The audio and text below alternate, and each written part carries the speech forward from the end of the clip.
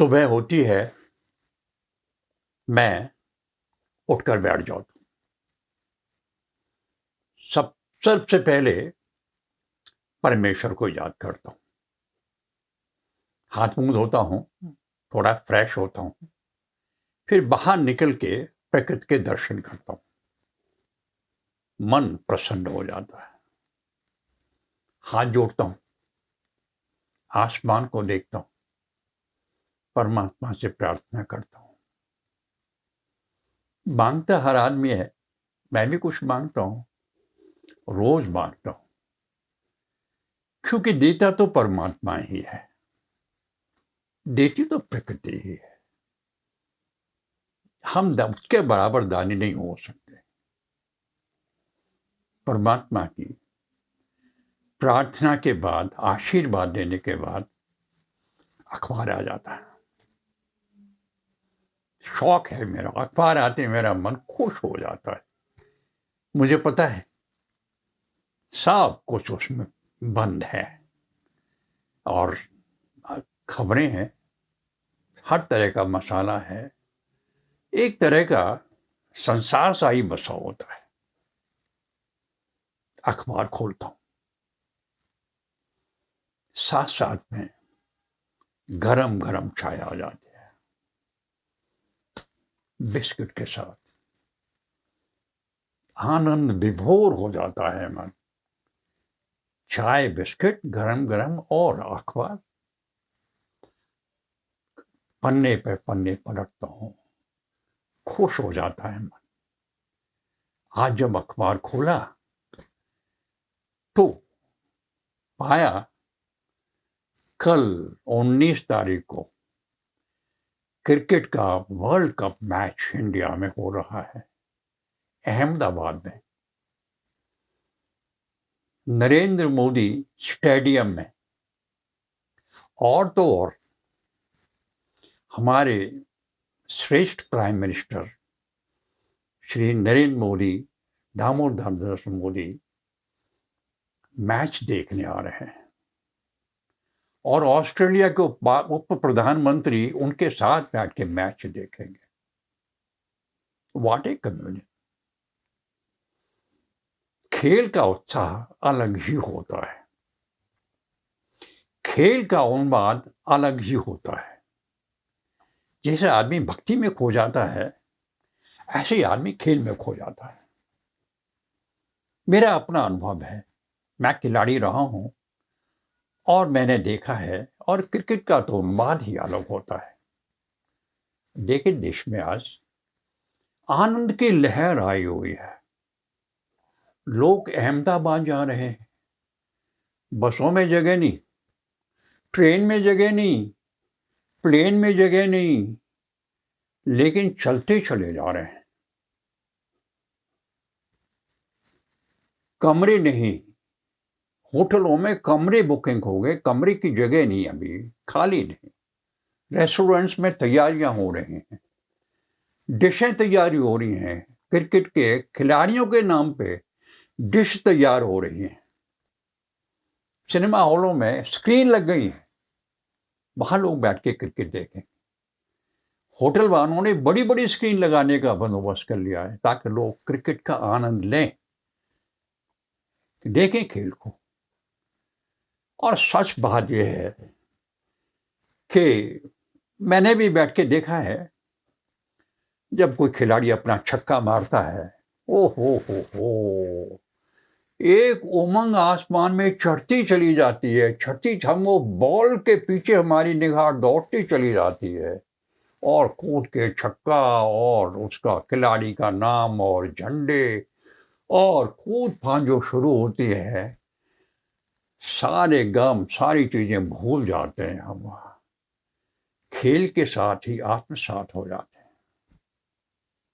और जब टीम हार रही होती है, जब कोई हमारा खिलाड़ी कैच आउट हो जाता है, तो हमारी सांस बंद हो जाती है, गालियां निकालना शुरू करते हैं लोग कभी कभी, तो ये आदमी आउट क्यों हो गया, क्यों नहीं इसने मारा। इतना बड़ा उन्माद होता है, इतनी बड़ी भागीदारी हो जाती है हमारी। और खासकर दो देश खेल रहे हैं, ऑस्ट्रेलिया है, उधर भारत है। अब ये देश तक ही सीमित नहीं रहता है, विदेश तक छा जाता है, ये दुनिया में छा जाता है, ये सबको शामिल कर लेता है। देखा जाए, भक्ति के बाद, सच कहता हूं, भक्ति के बाद अगर कोई इतनी सामूहिक आनंद देने वाली चीज है तो वो खेल है, खेल जगत है। और क्रिकेट तो अभी it has become a golden goose. आपको पता है, आनंद है और कॉमर्स भी चलता है, खूब पैसा बनाते हैं लोग। मुझे अपना छोटा सा वक्त याद आ जाता है। खिलाड़ी रहा हूं, जमाना था जब हम जेंटलमैन कैडेट थे इंडियन मिलिट्री एकेडमी देहरादून में। बॉक्सिंग की प्रतियोगिताएं होती थी, जबरदस्त प्रतियोगिताएं, एक दूसरे को कंपनी हराने के लिए और चैंपियन बनने के लिए बावली हो जाती थी। मुझे अपना बहुत याद है। रेड एन कॉर्नर रेड कृपाल, एन कॉर्नर ग्रीन बॉक्स, और मुक्के ताने, ग्लव्स पहने, मुक्के ताने, बिल्कुल तीखी, नजर से नजर मिला के वार पे वार होता था, वार पे वार होता था। लोग बाहर से चिल्लाते थे पागल होके, मार कृपाल, मार कृपाल, मारता क्यों नहीं। और मैं ताक में रहता था कि कैसे मौका आए और एक मुक्का, एक राइट हुक कनेक्ट हो जाए।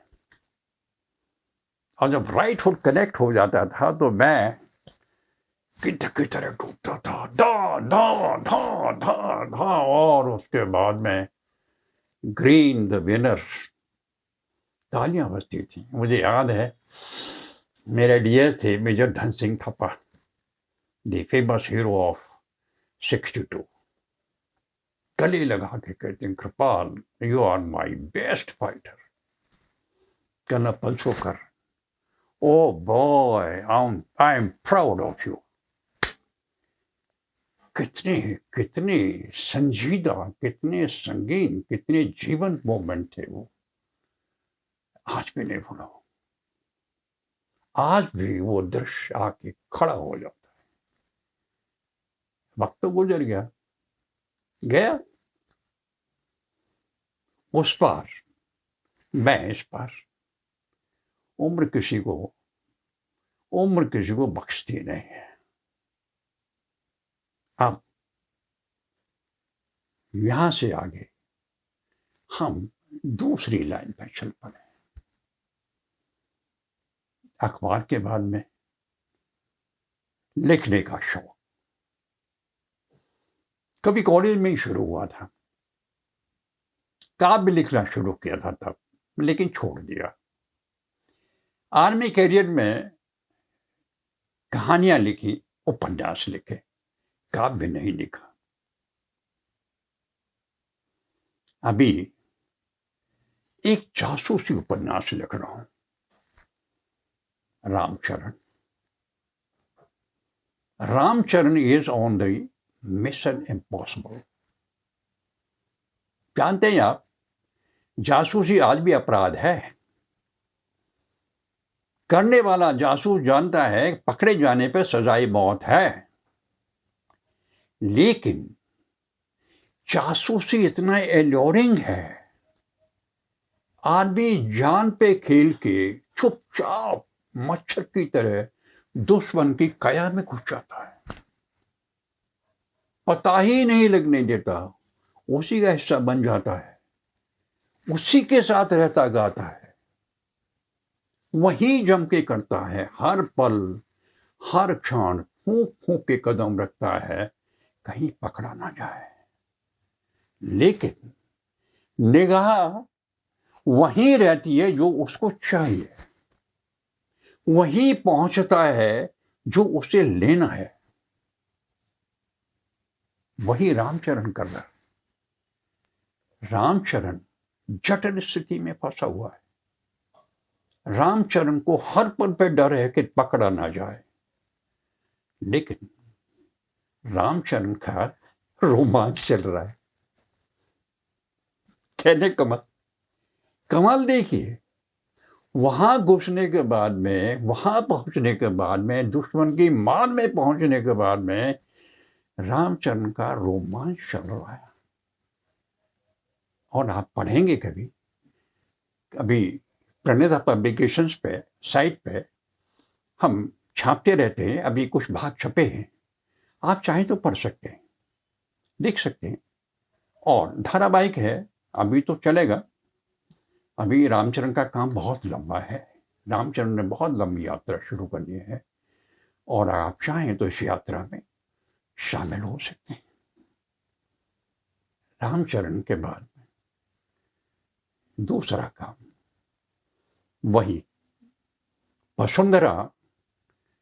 जब मैं कॉलेज में लिखने बैठा था, कच्ची उम्र थी, प्रश्न जटिल थे, उत्तर पाना मुझे मुश्किल हो जाता था। It was too early, but now it is never too late. अब फिर शुरू कर दिया मैंने। कुछ चीजों के उत्तर कुछ समझ में आने लगे हैं, थोड़ा बहुत समझ में आया, ज्यादा तो कुछ नहीं। अभी भी मैं चकित रह जाता हूं जब देखता हूं कि प्रभु ने, वो जो भी है, जहां भी रहता है, उसने एक अद्भुत संसार की रचना की है। अद्भुत संसार। देखिए, हवा फ्री, प्रकाश फ्री,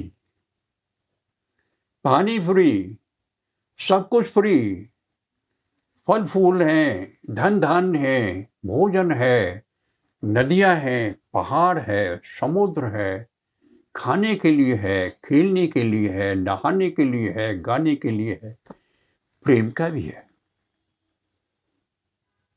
जैसे प्रेम का भी है, जैसे चाहे वैसे आप अपनी प्रेम की बांसुरी बजाएं, कितना अच्छा लगता है। जीने का आनंद अलग है। और जब कभी मुसीबतों के पहाड़ टूट पड़ते हैं तो हमें लगता है कि आज आसमान क्रैश हो जाएगा, अंत आ जाएगा, नौ आंसू रोते हैं। तब हम उसको याद करते हैं जिसने ये गढ़ा है, बनाया है। कैसे बनाया है, यही प्रश्न है जिसका उत्तर मैं अभी वसुंधरा में खोजने बैठा हूं। मानव कहां से आ गया, उसने कैसे पैदा किया, उसने मानव के अंदर यह सब काम, क्रोध, मोह, लोभ कैसे व्यवस्थित कर दिया, कब कैसे बढ़ जाता है, कब कैसे घट जाता है, कब कैसे आरंभ हो जाता है और अंत आ जाता है। आश्चर्य है। हम आनंद भी लेते हैं, और जब बुरा वक्त खड़ा हो जाता है तो प्रणाम भी करते हैं, लंबे हो जाते हैं। काव्य का अलग आनंद है। काव्य आत्मा की गहराई में जाकर के अपना भाषा बनाता है। काव्य आपको अंदर से उठाता है। काव्य आपको सच्चाई की तरफ ले जाता है। काव्य आपको भक्ति की तरफ ले जाता है, सुंदर विचारों की तरफ ले जाता है, निर्माण की ओर ले जाता है। यह काव्य की अपनी खूबी है। मैं लिख रहा हूं, आज जो लिखा है मैं आपको उसका पढ़ के सुनाता हूं।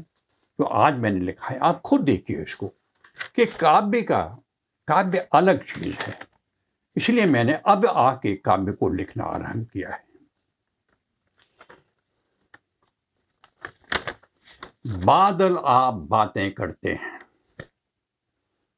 बादल आप बातें करते हैं, चांद चूमता चरण सा भर। प्रकृति का वर्णन है। प्रेमी प्रेमी अपनी प्रेमिका के बारे में सोच रहा है कि बादल आ बातें करते हैं, चांद चूमता चरण सा भार,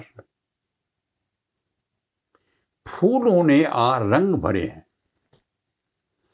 फूलों ने आ रंग भरे हैं, पवन पुकारे सौ सौ बार। आवाज प्रेमी अपनी प्रेमिका को पुकार रहा है, लेकिन पवन पुकारे सौ सौ बार। यौवन खिलता ज्यों उपवन, यौवन खिलता ज्यों उपवन, अंगों से बहता मधुर दुलार।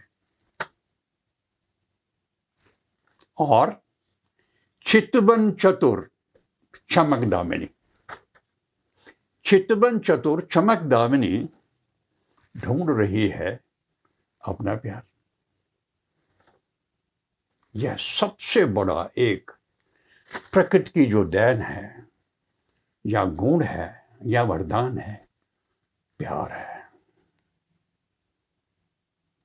इसी में आनंद है। आज के लिए बस इतना, कल फिर मिलते हैं।